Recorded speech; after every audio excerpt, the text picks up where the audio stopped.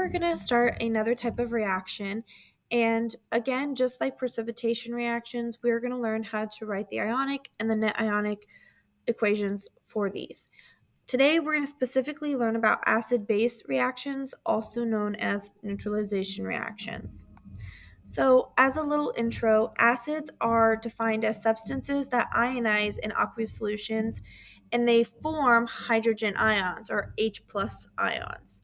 That's why typically a lot of acids we talk about start with hydrogen. Because a hydrogen atom consists of a proton and an electron, if you take away that negative charge and you have an H plus, it's simply just a proton. So we sometimes call acid proton donors because they give up a proton. Molecules of different acids ionize to form different numbers of hydrogen ions. Something called a monoprotic acid only gives up one hydrogen ion per acid. So mono meaning one. So for example, if hydrochloric acid split, you would only have one H plus. A diprotic, di meaning two, it's going to yield two hydrogen ions per acid. So something like sulfuric acid, which is H2SO4, when we write the ionic part, that's 2 comes out front, indicating that I've made 2 or diprotic hydrogen ions. Bases, on the other hand, are substances that accept or react with H plus ions. Typically, bases produce hydroxide, or otherwise known as OH negative 1 ions, when they dissolve in water. Ionic hydroxide compounds such as sodium hydroxide, potassium hydroxide, and calcium hydroxide are among the most common bases. There are compounds that do not contain OH in them that are considered bases, and the most common one that I give you is ammonia, which is NH3. In a previous lesson, we learned that ammonia is a common base or a weak base. It accepts a H plus ion, and when it does that, that's how it forms our OH negative or our hydroxide. I bring this back up because this chart actually becomes important again. Strong versus weak acids and bases. Acids and bases that are strong electrolytes or completely ionized in solution are strong acids and strong bases. Remember, there are 7 strong acids that we should know. And then here are strong bases. Group 1A metals, so that's everything in group 1. And then heavy 2A metals, so everything lower down in their group, such as calcium, strontium, and barium. If they are not on this, they're typically considered weak electrolytes and they partially ionize because they're considered weak acids and bases. So neutralization reactions, this is when a solution of an acid and a solution of a base are mixed. They essentially are opposite of one another. They neutralize something. A neutralization reaction between an acid and a base or a metal hydroxide often makes 2 products. One of the products is water, and the second product is generally going to be salt. And we define salt as not NaCl. Salt is defined here as any ionic compound whose cation, or that positive charge, comes from the base, and the anion, that negative charge, comes from my acid. Sometimes, just like precipitation reactions are double replacement, neutralizations are a special type of double replacement or metathesis reaction as well. So how do we write the net ionic equations? Well, when writing net ionic equations for neutralization reactions, only water soluble, so anything that has AQ, and they have to be strong electrolytes, which means anything that's a weak acid or base does not form ions.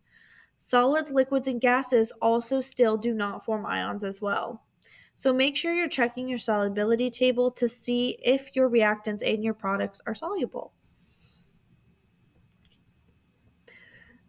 So when a strong acid reacts with a strong base, the net ionic equation is almost always the same. For example, HCl is considered a strong acid and NaOH is a strong base. When these make their product, remember it's a double replacement. So here's my plus and my minus, Na and Cl come together to form NaCl. And then OH and H actually make HOH, but we just rewrite that as H2O. When we write the ionic equation, this one can split completely ionized into H plus and Cl minus because that's a strong acid. NaOH or sodium hydroxide can completely split because that's a strong base. NaCl splits because it's an ionic soluble solid, so Na plus, Cl negative. And then, of course, H2O can't split because that's a liquid. When you cross out what's the same on both sides, you'll see that chlorine cancels.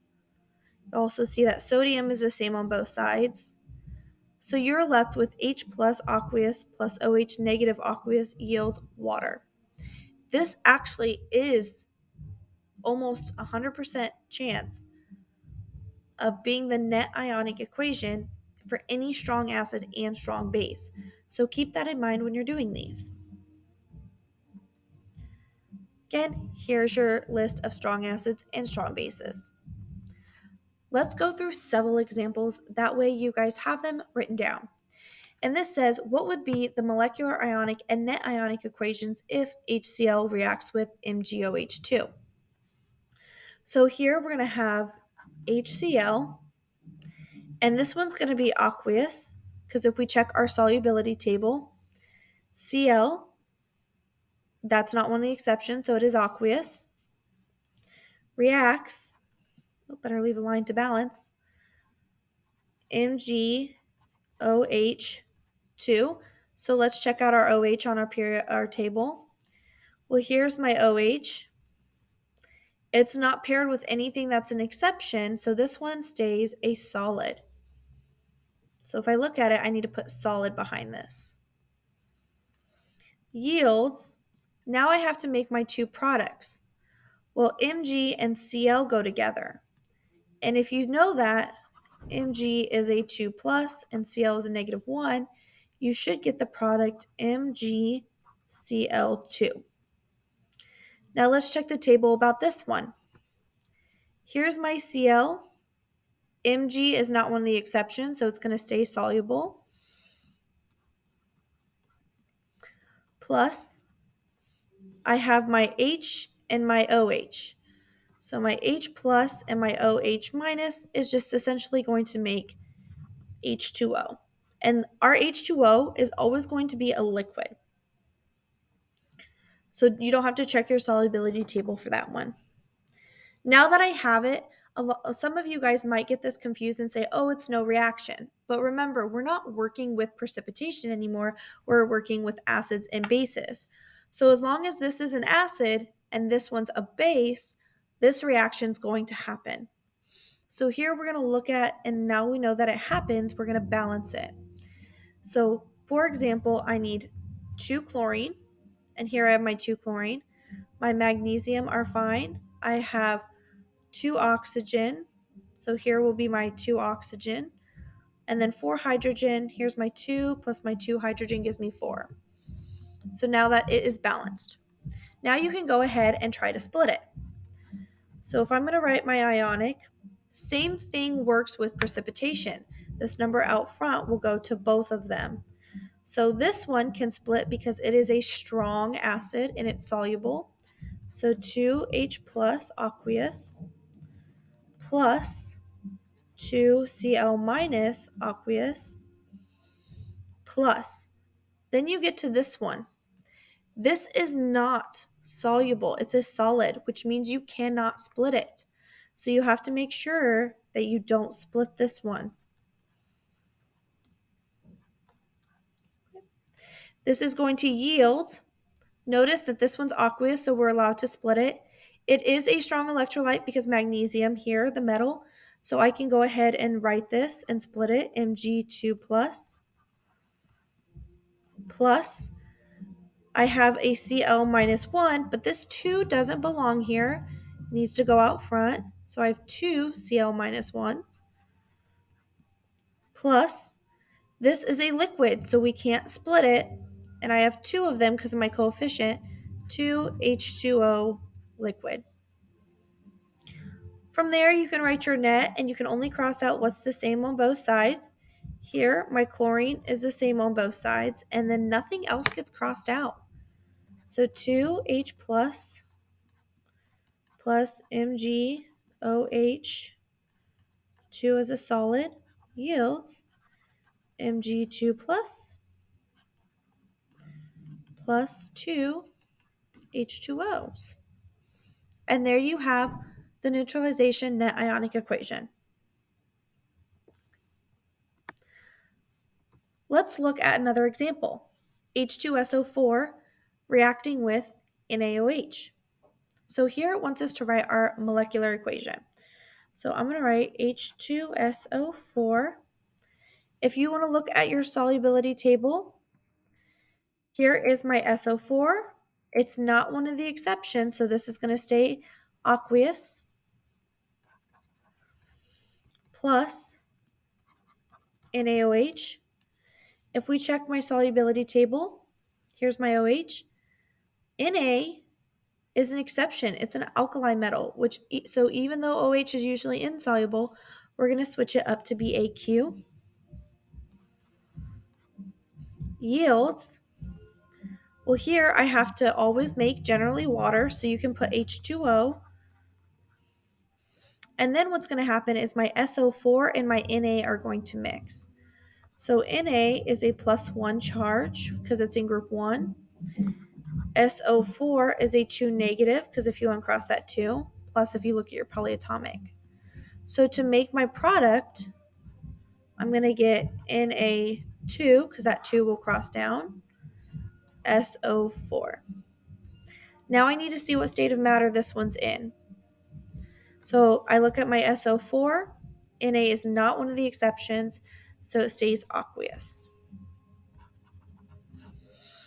Now for this to be molecular, we also need to balance it.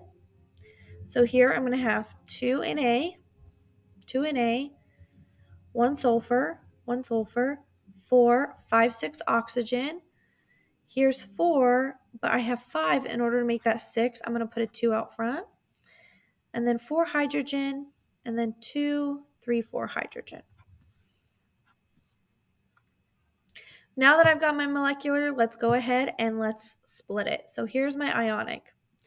In order to write my ionic, I'm allowed to split this because it's a strong acid. It's on my strong acid list, H2SO4. And then NaOH is a strong base. So I'm allowed to split both of these because they're aqueous and a strong acid and a base. So I have a 2 H plus ions because this 2 came down from a charge. It gets thrown out front. Plus an SO4 2 negative.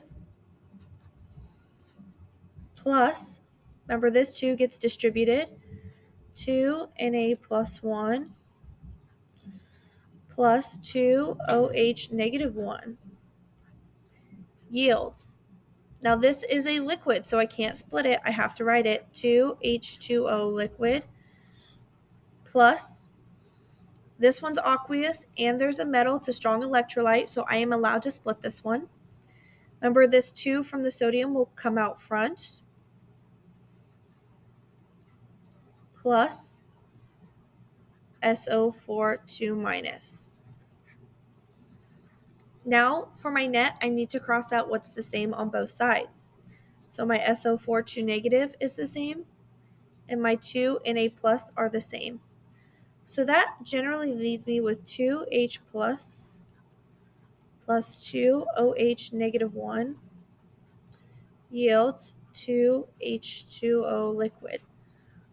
But like another example we have, this is not my finalized form. Remember, I need to reduce to a 1 to 1 to 1.